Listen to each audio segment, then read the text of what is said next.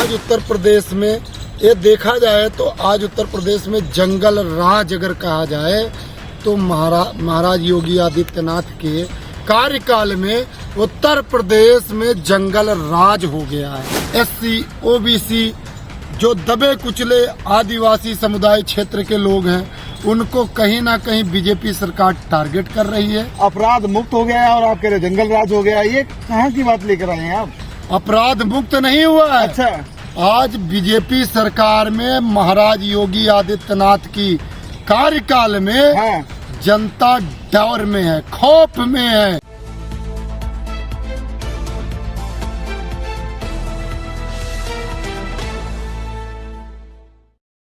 कुलदीप जी, 2024 की पूरी तैयारी है, एनडीए पार्टी पूरी तमाम तरह से तैयारी है महागठबंधन को हराने के लिए, तो आप क्या कहेंगे इस पे? जय हिंद, जय भारत। तो आपको पहले बता दें कि उत्तर प्रदेश की राजनीति और अन्य राज्यों की राजनीति बहुत ही डिफरेंस है। और आज उत्तर प्रदेश में ये देखा जाए तो आज उत्तर प्रदेश में जंगल राज अगर कहा जाए तो महाराज योगी आदित्यनाथ के कार्यकाल में उत्तर प्रदेश में जंगल राज हो गया है, क्योंकि कई प्रकरण ऐसे देखने को आए दिन मिल रहे हैं। और अब एससी, ओबीसी जो दबे कुचले आदिवासी समुदाय क्षेत्र के लोग हैं उनको कहीं ना कहीं बीजेपी सरकार टारगेट कर रही है। अपराध मुक्त हो गया है और आप कह रहे जंगल राज हो गया, ये कहाँ की बात लेकर आए हैं आप? अपराध मुक्त नहीं हुआ है। अच्छा, आज बीजेपी सरकार में महाराज योगी आदित्यनाथ की कार्यकाल में हाँ। जनता डर में है, खौफ में है। अच्छा, दबाएंगे जो है कब किसके साथ क्या घटना घट जाए। और सबसे बड़ा मुद्दा तो ये है कि महंगाई उत्तर प्रदेश में बहुत ज्यादा है, क्योंकि उत्तर प्रदेश के लोग पिछड़े वर्ग के हैं। वहाँ सुशासन चल रहा है और आप उसको देखिए, आप पत्रकार महोदय, जब भी हम किसी पिछड़े या रोजगार या महंगाई पे बात करते हैं तो आप सब उलझा देते हैं, क्योंकि आप सबको सुशासन की बात हो रही है, आप जंगल राज की बात कर रहे हो। वहाँ सुशासन चल रहा है, जंगल राज कहाँ है? एक एससी समुदाय के नेता के ऊपर शाम को 5 ये भी तो हो सकता है कि उन्होंने खुद ही हमला करवाए हो। हमला साफ है कि बीजेपी ने करवाया है। कारण बोलते हैं, सुन लीजिए, योगी आदित्यनाथ सीना ठोक के बोलते हैं कि उत्तर प्रदेश से गुंडे, बदमाश, माफिया भाग खड़े हुए हैं। ये क्या गुंडे हैं क्या ये?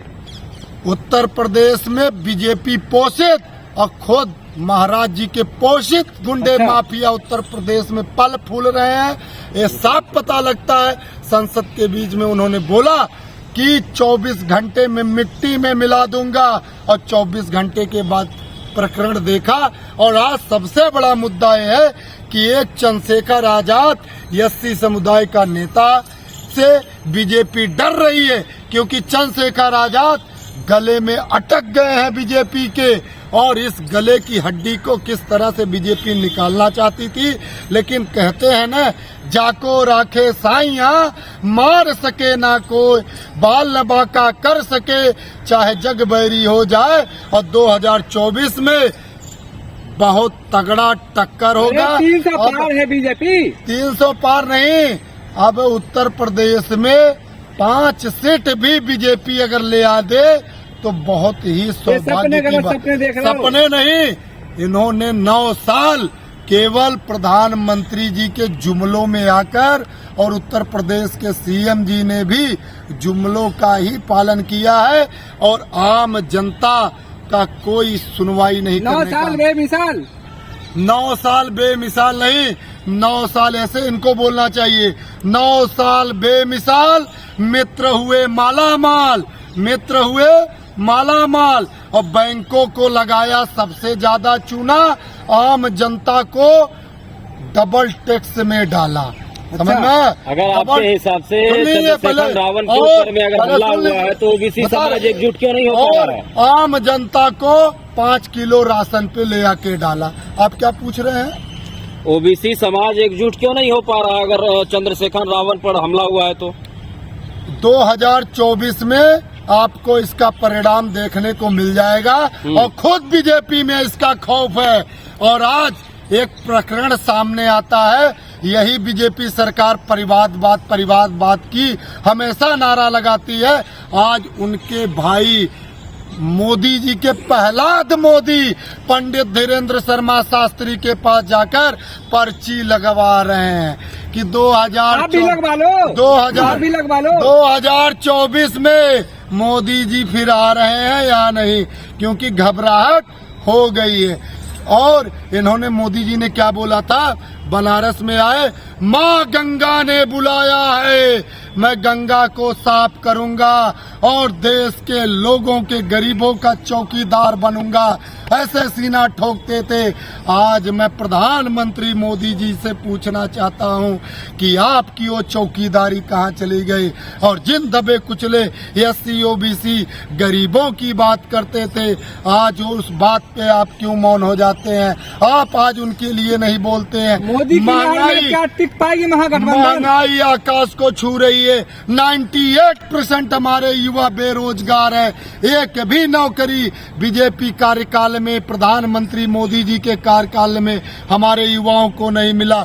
आए दिन हमारे युवा फांसी लगाकर, जहर खाकर युवा तो आज की डेट में हिंदू राष्ट्र की मांग कर रहे हैं और हिंदू राष्ट्र बनाना चाहते हैं, फिर उसमें आपको आपत्ति क्या है? हिंदू राष्ट्र कौन मांग कर रहा है? युवा मांग कर रहा है आज की समय में। देश के युवा हिंदू बीजेपी राष्ट्र के की मांग कर रहे हैं। पोषित, बीजेपी द्वारा पोषित पंडित धीरेन्द्र शर्मा शास्त्री, उनसे तगड़े तगड़े संत महात्मा हमारे बुद्धिमान और बुद्धिजीवी बैठे हुए हैं, लेकिन एक आज का युवा जो भी है वो सीधा धीरेन्द्र शर्मा शास्त्री खुद बीजेपी पोषित एक टारगेट किए हुए। आज का युवा खुद चाहता है हिंदू राष्ट्र होना चाहिए। हिंदू है कौन है? हिंदू ये आप जैसे युवा लोग हैं। जब हिंदू मंदिर में जाता है, अभी एक मध्य प्रदेश के मामा जी के धरती से एक बच्चे को ऊपर बीजेपी का एक नेता सर पे बाथरूम कर रहा है, तो वो भी तो हिंदू था या नहीं था? आदिवासी के साथ दुर्व्यवहार, तो यही तो हिंदू राष्ट्र है और क्या है? यही हिंदू राष्ट्र है, यही हिंदुओं को समझना है। पे मुख्यमंत्री जी ने बोला तो कि उस पे NSA लगाया जाएगा। तो अगर ये जो नारा पंडित धीरेन्द्र मध्य प्रदेश से ही तो आते हैं, मैं ठठरी बनवा दूंगा। अरे ठठरी आप का बनवा दोगे भैया? का ठठरी बनवा दोगे? अरे हमारे हिंदुओं को, हमारे हिंदुस्तान की जनता को देश विकास नहीं किया। 2014 से लेके और 2023 में अगर आप देख ले, पिछले जितने भी प्रधानमंत्री के कार्यकाल में जितना भारत कर्जदार नहीं हुआ था, उससे ज्यादा आज 2023 तक भारत कर्जदार हो गया है। और हमारी 3 पुश्तों को एक कर्ज को उतारने में लगेगा। कहते हैं ना, गांव में कहावत है, कर्ज और मर्ज जितनी जल्दी खत्म कर दिया जाए उतना ही अच्छा है। और ये मोदी जी जो है ना, ये साफ लफ्जों में कहूं तो जिस प्रकार से हमारे देश में अंग्रेज आए, हमारे देश को लूटे, उसी प्रकार से प्रधानमंत्री मोदी जी की विचारधारा। सही बात है, आप सही कह रहे हैं।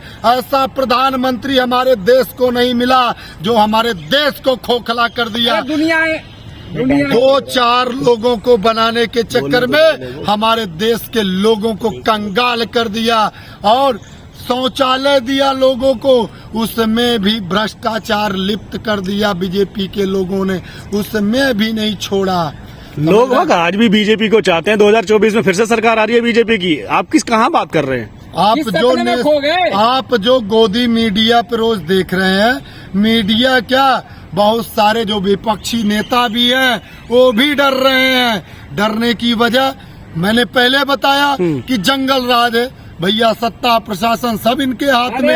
यहाँ पर लोकतंत्र है, आप जंगल राज की बात कर रहे हो। लोकतंत्र है, राज्य में लोकतंत्र नहीं है। आप कैसे कह सकते हैं लोकतंत्र? संविधान से चलता है देश, लोकतंत्र से चलता है देश। हमारे देश के प्रधानमंत्री मोदी जी आदि पुरुष को बनाने के लिए 45 मिनट देते हैं। हमारे देश के किसानों को 5 मिनट दिया, नहीं दिया। हमारे देश के जो फौजी किसान थे ही नहीं, जबरदस्ती आतंकवादी थे, आतंकवादी बना दिए। कौन बनाया? ये बीजेपी की सरकार और गोदी मीडिया जो अन्नदाता। तो विपक्षियों का साजिश था। हमारा प्रश्न ये है कि प्रधान मोदी जी जवाब दीजिएगा। आप फिल्म बनाने के लिए 45 मिनट देते, हमारे किसानों को 5 मिनट नहीं दिया। ये बताइए कि आपका गठबंधन जिस तरीके बना था वो धीरे धीरे बिछड़ता जा रहा है, तो आप लोग कैसे चुनाव लड़ेंगे?